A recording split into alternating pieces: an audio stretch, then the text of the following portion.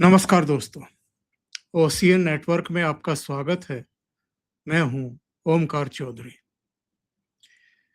एक एनडीटीवी का पुराना प्रोग्राम जिसमें मनीष सिसोदिया बैठे हैं स्टूडियो में, नगमा कुछ सवाल कर रही है, राम मंदिर के हवाले से सवाल किए जा रहे हैं और वो क्या जवाब दे रहे हैं मैं बताऊं। इससे अच्छा है कि आप जरा ये पहले सुन लीजिए कि मनीष सिसोदिया के मुखारविंद से क्या निकला।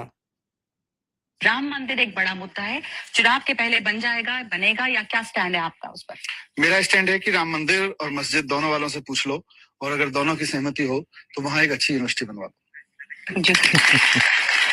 हिंदुओं के बच्चे भी पढ़े, मुसलमानों के भी पढ़े, क्रिश्चियन के भी पढ़े, भारतीयों के भी पढ़े, विदेशियों के भी पढ़े, सबके बच्चे पढ़े, और वहीं से राम के सिद्धांतों को निकालो। राम मंदिर बनाने से राम राज्य नहीं आएगा, पढ़ाने से राम राज्य आएगा। तो ये तो अरविंद केजरीवाल के जूनियर मनीष सिसोदिया के सुविचार सुने आपने अतीत में जो उन्होंने राम मंदिर के बारे में दिए थे। अब जरा अरविंद केजरीवाल का भी सुन लीजिए क्या कहा था इन्होंने। जब बाबरी मस्जिद का ध्वंस हुआ तो मैंने नानी से पूछा, नानी अब तो आप बड़े खुश हो गए, अब तो आपके भगवान राम का मंदिर बनेगा। कहती है, ना बेटा, मेरा राम किसी की मस्जिद तोड़ के ऐसे मंदिर में नहीं बस सकता। तो ये दो विचार आपने सुन लिए और आपके दिमाग में अब स्पष्ट हो गया होगा कि ये लोग मंदिर विरोधी थे। उस जगह पर यानी राम जन्मभूमि पर तो जिस पर बाबरी मस्जिद वालों का दावा था, लंबा एक बैटल चला, संघर्ष चला, बहुत रोकने की कोशिशें हुई। कपिल सिब्बल से लेकर के तमाम बड़े बड़े वकील खड़े रहते थे सुप्रीम कोर्ट में कि फैसला नहीं आना चाहिए, रोके रखो किसी भी तरीके से, वहां पर राम मंदिर बनना ही नहीं चाहिए। तो ये सब राम मंदिर नहीं बनने देना चाहते थे, ये तो स्पष्ट हो गया आम आदमी पार्टी के दो शीर्ष नेताओं के बयानों से। लेकिन अब क्या हुआ है, पहले तो जब मंदिर का निर्माण हो गया, प्राण प्रतिष्ठा हो गई, और जो सनातनियों में, कोटि कोटि सनातनियों में एक जागरूकता, एकजुटता दिखाई दी, तो अरविंद केजरीवाल पंजाब के मुख्यमंत्री के साथ और अपने और उनके परिवार के साथ वहां रामलला के दर्शन करने के लिए पहुंच गए। वो तस्वीरें भी आपको मिल जाएंगी, सोशल मीडिया पर हैं। और अब जबकि वहां पर मैं कहूंगा कि कुछ ऐसे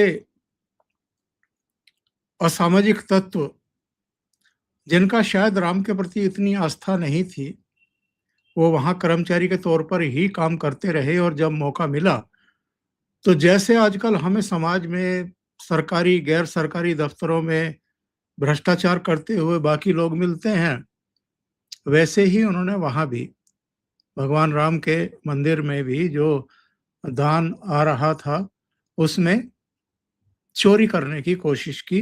कुछ बरामदगी हो गई है, 8 गिरफ्तारियां हो गई हैं। ट्रस्ट के भी 2 मेंबरों के, तो सीनियर मेंबर्स के इस्तीफे आ गए हैं, एक बचे हुए हैं, उनका भी आ जाएगा।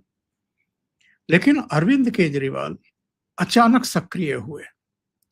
इस सक्रियता की वजह क्या है? रामलला के दर्शन करने पहुंच गए, हनुमानगढ़ी पहुंच गए, फिर प्रेस कॉन्फ्रेंस भी की, तिलक वगैरह लगवाया, लाल अंगोछा या चुनरी या जो भी कहिए आप, वो गले में डलवाया, बिल्कुल एकदम राम भक्त के रूप में वहां पर दिखाई दिए। तो ये मौका परस्ती है, क्या है? मेरे साथ जुड़ रहे हैं एकलव्य सिंह, लंबा परिचय देने की जरूरत नहीं है, वरिष्ठ विश्लेषक हैं, बड़ी गहरी पकड़ रहती है विषयों पर, टू द पॉइंट बात करते हैं, सीधे जोड़ लेते हैं। एकलव्य, बहुत स्वागत है। प्रणाम सर। प्रणाम सर। तो क्या संदेश देना चाहते हैं अरविंद केजरीवाल के हम भी राम भक्त हैं, या मंदिर हो या सरकार, जवाबदेही सबकी होनी चाहिए, ये संदेश देना चाहते हैं, भ्रष्टाचार जो हुआ है वहां पर जो गड़बड़ हुई है उसमें वो सरकार को भी कटघरे में खड़ा करना चाहते हैं उन लोगों के साथ साथ, या भारतीय जनता पार्टी को चुनौती देते हुए दिखाई दे रहे हैं कि राम मंदिर पर केवल आपकी ही नैतिक बढ़त नहीं है और अगर वहां भ्रष्टाचार हुआ है तो कोई भी उसे चुनौती दे सकता है। मैं चुनौती देने के लिए आ गया हूं। सर देखिए, जिससे पहले हम अरविंद केजरीवाल पे आए, मुझे लगता है कि ये जो राम मंदिर में जो चंदे की चोरी वाला जो इशू हुआ है, इसमें तो कोई दो राय है नहीं कि एक महापाप ही है। तो और लगातार सर हम लोग इसके बारे में बात करते रहे हैं, हमने सबने इसकी आलोचना करी है, लेकिन मैं हमेशा कहता हूं सर कि इसको थोड़ा सा डिफरेंशिएट करने की जरूरत है।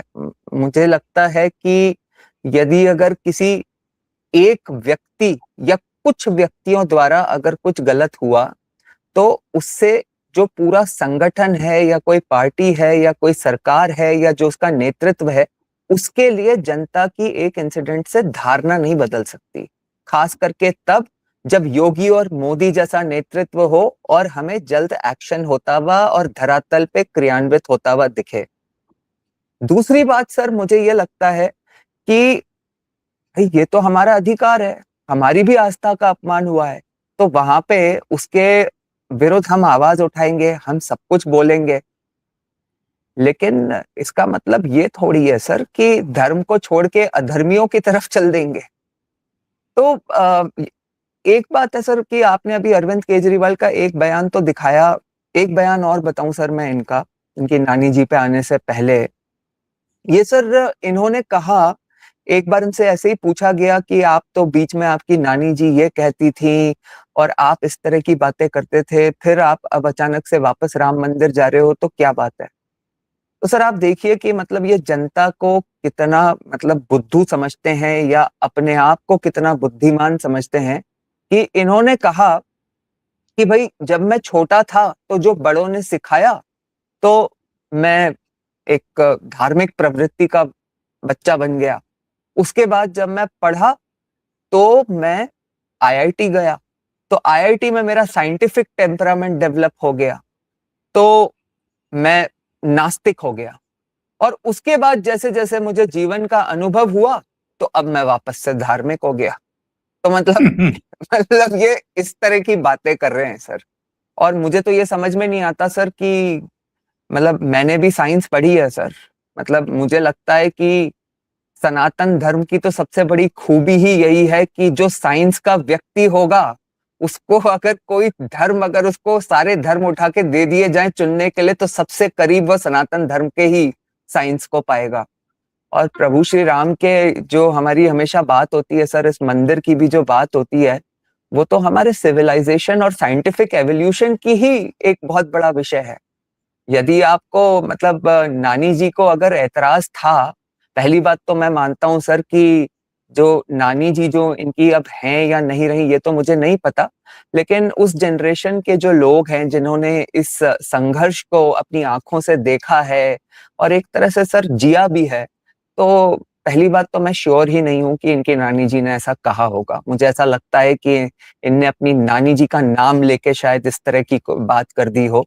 लेकिन क्योंकि सर नानी जी को अगर ये पता था कि राम होते तो क्या करते, तो नानी जी को ये भी तो पता होगा ना कि बाबर ने पहले वहां पे क्या किया था, ये भी तो नानी जी ने सुना होगा। तो कुल मिला के सर इनका एक बयान में और सुनवा देता हूँ, इससे पता लग जी जाएगा कि नानी का जो नाम है ये बिल्कुल जी झूठ तरीके से ले रहे हैं। नानी का जी कोई लेना एक ना देना दो, ये इनकी विचारधारा ही प्रदूषित है और इनकी विचारधारा क्या है इस एक और बयान से पता लगता है।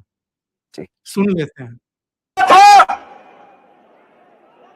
कि अगर Jawaharlal Nehru ji steel authority of India की जगह मंदिर बना देते तो क्या इस देश का विकास हो सकता था? अगर जवाहरलाल नेहरू जी बीएचईएल की जगह एक मंदिर बना देते, क्या इस देश की प्रगति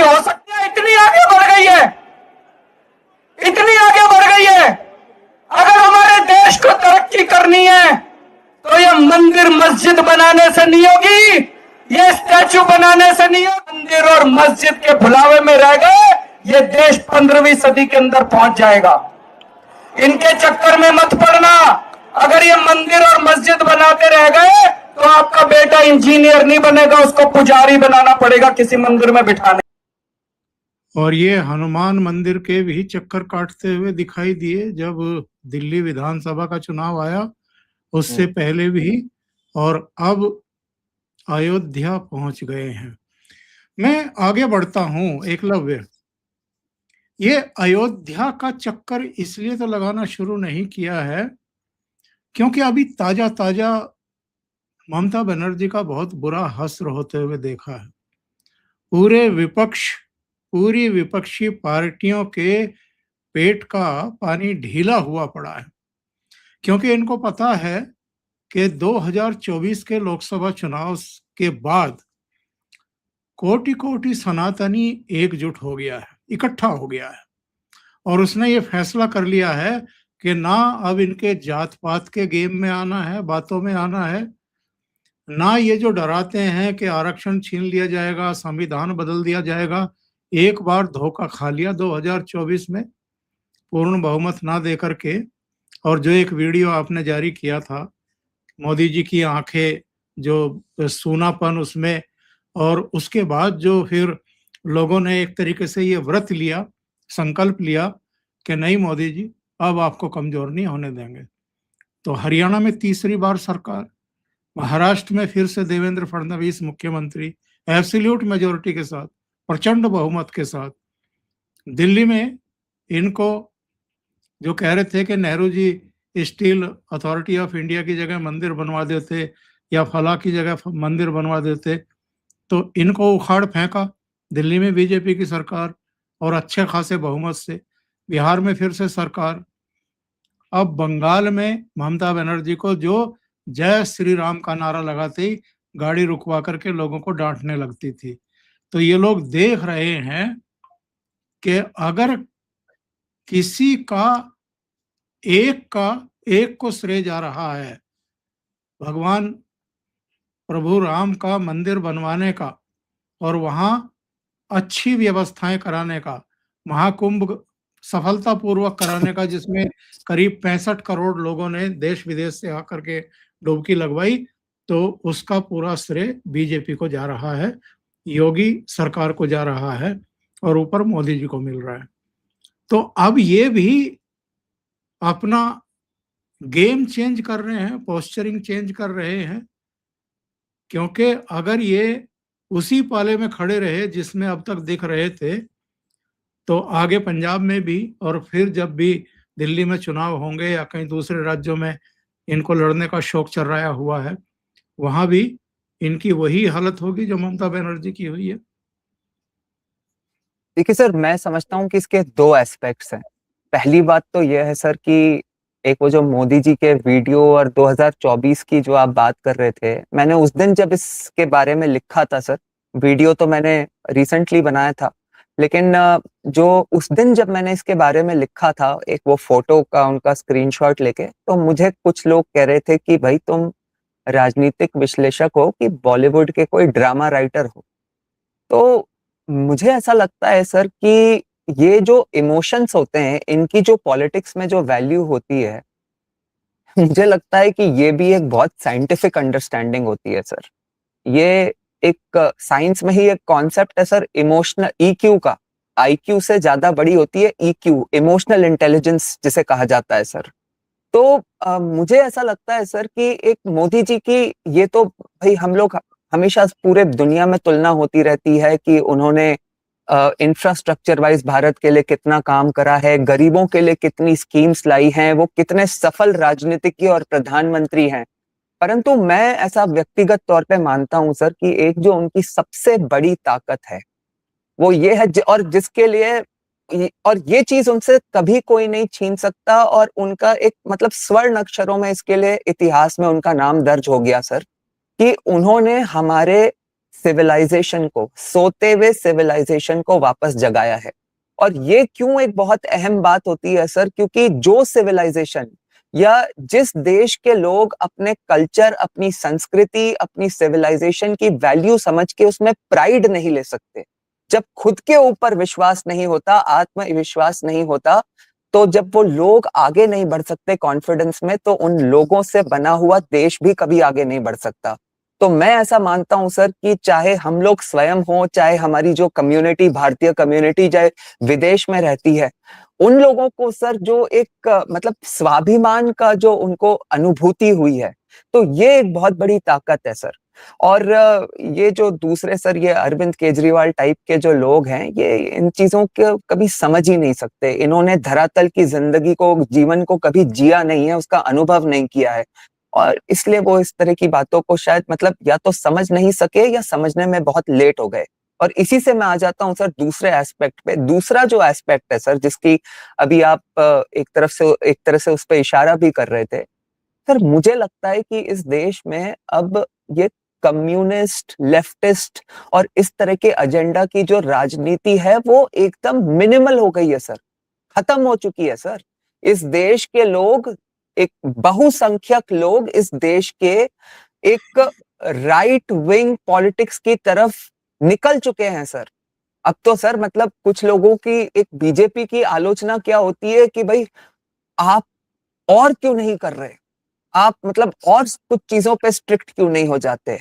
मतलब ये बात नहीं होती कि भाई कांग्रेस से क्या कंपैरिजन या कांग्रेस की पॉलिसी से क्या किया, ये किया। बीजेपी की तुलना ये है कि भाई आप आए, आपने हमें ये प्रॉमिस शो करी।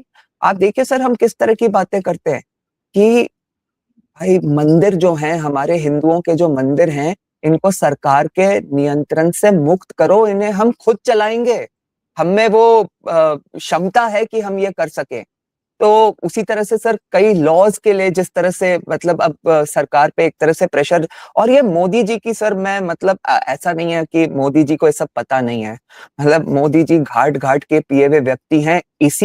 इन्हीं मुद्दों के ऊपर उन्होंने अपना मतलब पूरा जीवन जो है बनाया है, राजनीतिक जीवन हो चाहे व्यक्तिगत जीवन हो, तो उन्हें तो पता है। लेकिन ये उनकी सर जिसे कहते हैं कि परिपक्वता है as a leader of the nation, कि वो जनता में भी उस माहौल को एक तरह से डेवलप होने देते हैं, उसको जनता में एक तरह से तैयार होने देते हैं उस समय के लिए। जैसे सर मैं एक मतलब एक हाल फिलहाल की एकदम बात बताऊं तो आप देखिए कि क्या मोदी जी को नहीं पता था कि जब बंगाल के इलेक्शन से जस्ट पहले जब वो महिला आरक्षण का बिल सदन के पटल पे रखा गया, तो जब आपको और मुझे पता था कि वो बिल नहीं, मतलब वो बिल गिरेगा ही, तो मोदी जी को भी पता ही था ना सर। मोदी जी को नहीं पता था क्या? तो लेकिन मोदी जी को ये पता था सर कि इसके गिरने का इम्पैक्ट क्या होगा। ये आप देख रहे हैं ना सर, उसके बाद जो बंगाल के चुनाव के रिजल्ट आए, उसकी वजह से ये चाहे आम आदमी पार्टी के एमपीज हों, चाहे शिवसेना के एमपीज हों, चाहे टीएमसी के एमपीज हों, एमएलएज हों, किस तरह से छिटक रहे हैं सर। इन लोगों को जो डर है ना सर, अब मतलब कि लिटरली जिसे कहते हैं ना अस्तित्व का संकट जो हो जाता है सर। ममता जी तो खत्म हो गई सर, अब मतलब एक कुछ फॉर्मेलिटीज बाकी हैं। अब अभिषेक बैनर्जी और ममता बनर्जी को आप धीरे धीरे सिर्फ वही करते हुए देखेंगे जो राहुल गांधी उनसे करवाना चाहेंगे। उद्धव ठाकरे सर तो मतलब उनके जो चेले चपाटे हैं गाली गलौज पे उतर आए हैं, इतना फ्रस्ट्रेशन हो गया है। बाला साहब ठाकरे के जो वंशज है वो इस तरह का कंडक्ट उनका सर पब्लिक लाइफ में दिखाई दे, किसी ने कल्पना नहीं करी होगी। और देखिए सर ये जो धार्मिक एंगल जो ये अरविंद केजरीवाल ला रहे हैं, मैं तो मानता हूं कि इसमें दो चीजें थोड़ी सी मतलब अगर पॉलिटिक्स वाइज जैसे इन लोगों का दिमाग चलता है उसको अगर मैं एनालाइज करूं तो इसमें दो एस्पेक्ट्स देखना जरूरी है सर। कि एक तो जो भगवंत मान जी को लेके वहां पे पंजाब में जो कंट्रोवर्सी हुई है, मतलब आफ्टर ऑल वो भी एक बहुत बड़ा धार्मिक इशू ही है ना सर। कि देखिए सर, और ये है ना लोगों ने बस एक कॉम्प्रोमाइज कैंडिडेट की तरह वहां पे, क्योंकि कांग्रेस से इतनी प्रॉब्लम थी और जिस तरह से कांग्रेस की वहां पे संगठन की समस्या हो गई थी कैप्टन अमरिंदर सिंह और सिद्धू को लेके, और कांग्रेस लीडरशिप ने जैसे उसको डील किया, तो ठीक है आम आदमी पार्टी को वहां पे एक बड़ा मौका मिल गया। तो वहां पे सर एक अरविंद केजरीवाल खुद तो यहाँ पे बैठे हुए थे सर, आपने तो मतलब ये भगवंत मान इंडियन लाफ्टर चैलेंज पे 12-15 वर्ष पहले आया करते थे, तब कोई पगड़ी थोड़ी पहनते थे। ये कोई पगड़ी दाढ़ी सिख थोड़ी है सर। ये क्या जनता को पता नहीं था क्या? लेकिन ठीक है, सिर्फ जनता ने पगड़ी एक्सेप्ट करा। पगड़ी पगड़ी अपने सिर पर रख लेते हैं। बिल्कुल सर, वे पगड़ी अपने सर पे रख लेते हैं और उसके बाद जो इनका आचरण है सर, मतलब जो धार्मिक सिख होते हैं सर, मतलब लोग लोग जानते हैं सर इस व्यक्ति की। लोगों ने इतने समय से जो इनका मतलब एक कहना नहीं चाहिए, लेकिन एक मुख्यमंत्री का सर जो मतलब दारू पी के जगह-जगह पे फैल जाना, ये सब लोगों ने टॉलरेट किया सर। और उसके बाद ये जिस तरह का वीडियो आया और अब एक तरह से कन्फर्मेशन आ गई है कि जो फॉरेंसिक रिपोर्ट में इनने कैसे झोल-झाल करने की कोशिश करी, तो ये भी चीज़ें जब सामने आ रही हैं, तो सर एक तो इससे जो रेपुटेशन गिरी है। दूसरा सर आप देखिए कि ये तो मैं तो समझ रहा हूँ सर कि लगभग क्लियर है कि पता नहीं हंग असेंबली होगी, क्या होगा, लेकिन आम आदमी पार्टी अब सर पंजाब में नहीं आने वाली, वो वहां से साफ है। ये मैं मतलब जितनी मेरी समझ है, मुझे आने वाले चुनावों में यही लग रहा है। लेकिन तो उस अब सर इसके बाद दिल्ली से चले गए, जहां बाकी जगहों पे ये हाथ पैर मारते थे, वहां इनको कुछ मिला नहीं। तो सर मुझे ऐसा लगता है कि थोड़ी-सी अपनी थोड़ी बहुत राजनीतिक ज़मीन अब इसी के बहाने राम मंदिर में जाके अगर कुछ हल्का-फुल्का मिल जाए, लेकिन सर ऐसे विधर्मियों को, काल-नेमियों को जनता बहुत अच्छे से पहचान चुकी है।